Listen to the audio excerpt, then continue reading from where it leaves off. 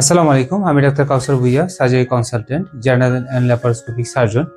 আজকে আমার চেম্বারের দীর্ঘদিনের অভিজ্ঞতার ভিত্তিতে যে সমস্ত রোগীরা পিত্তথলির পাথরের সমস্যা নিয়ে আসে, তারা আসলে কি ধরনের কোয়েশ্চেন করে, তারা কি জানতে চায়, এই বিষয়গুলা আপনাদের সাথে আমি শেয়ার করব। পিত্তথলি হচ্ছে আমাদের যে লিভার থেকে যে পিত্তনালীগুলা নামে, তার পাশেই পিত্তথলি থাকে। এর মেইন কাজ হচ্ছে পিত্ত রসগুলা সাময়িকভাবে এখানে জমা থাকে। পিত্তথলি থেকে পিত্ত রসটা পিত্তনালীর মাধ্যমে খাদ্যনালীতে আসলে যেয়ে আমাদের হজমে সাহায্য করে।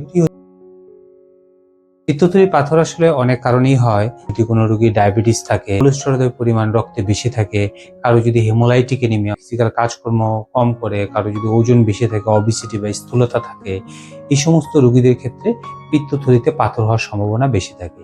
তবে পুরুষদের তুলনায় মহিলাদের এই রোগ বেশি হয়। পিত্তথলিতে পাথর থাকলেই কি অপারেশন করতে হয়? উত্তরটা আসলে না। যাদের ক্ষেত্রে পিত্তথলিতে পাথরের কারণে রোগীদের সিমটম মানে সমস্যা হয়, তাদের ক্ষেত্রেই অপারেশনটা লাগবে। তাহলে জানতে হবে যে এই ধরনের রোগীদের আসলে কি ধরনের সমস্যা হয়। খাবারের পরে পেটের উপরিভাগে ডান পাশে ব্যথা থাকে। এই ব্যথা অনেক সময় পিঠের দিকে যায়, বমি বমি ভাব লাগে, হজমের সমস্যা হয়। অনেক সময় আমাদের কাছে এই রোগীগুলো কিছু কমপ্লিকেশন নিয়েও প্রেজেন্ট করে, যেমন acute cholecystitis, cholangitis, pancreatitis, mucocele of the gall bladder, empyema of the gall bladder, এই ধরনের সমস্যা নিয়ে রোগীরা আমাদের কাছে এসে থাকে। এই সময় রোগীদের উপসর্গগুলো সাধারণত অতি তীব্রতর হয়। সমস্যা হয় না। আমি অন্য পরীক্ষা করতে গিয়েছিলাম, যে রুটিন চেক আপের আমাকে আলট্রাসোনোগ্রাম দেওয়া হয়েছে, সেখানে দেখা গেছে পিত্তথলির পাথর আছে আমার। তো আমার ক্ষেত্রে কি অপারেশন লাগবে? প্রশ্নটা আমরা কমনলি ফেস করি যে যে সমস্ত রোগীদের অ্যাসিম্পটোমেটিক গল ব্লাডার মানে কখনোই অ্যাসিম্পটোমেটিক গল স্টোন ডিজিজ মানে কখনোই কোনো সমস্যা হয় নাই, তাদের ক্ষেত্রে কিছু কন্ডিশনে অপারেশন করা লাগে।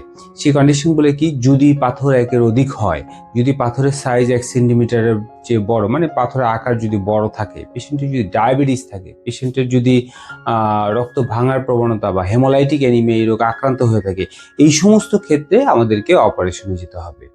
আদারওয়াইজ বেশিরভাগ ক্ষেত্রেই এই রোগী যদি কোনো সিমটম না করে, সমস্যা না করে, তাহলে পাথরের অপারেশনের আসলে কোনো প্রয়োজন নেই।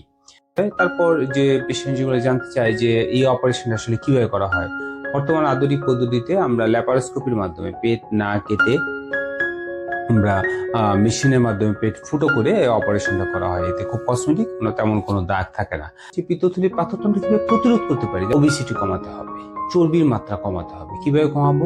পরিমাণে শাকসবজি, ফাইবার জাতীয় খাবার খাবো। এতে করে কি হবে? আমাদের শরীরে চর্বির মাত্রা কম হবে, কোলেস্টেরল কম থাকবে, পাথর হওয়ার সম্ভাবনা কম থাকবে।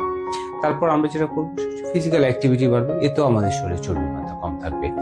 ফাস্ট ফুড, বেশি বেশি ভাজা পোড়া, তেল চর্বি, দাওয়াতি খানা, পোলাও, বিরিয়ানি, এই খাবারগুলো আমরা একটু কম খাওয়ার চেষ্টা করবো। তো এই হচ্ছে আজকে আমাদের আলোচনা। আশা করি আপনারা উপকৃত হবেন এবং সমস্যা হলে আমরা দ্রুতই একজন সার্জনের পরামর্শ নেব। ধন্যবাদ সবাই।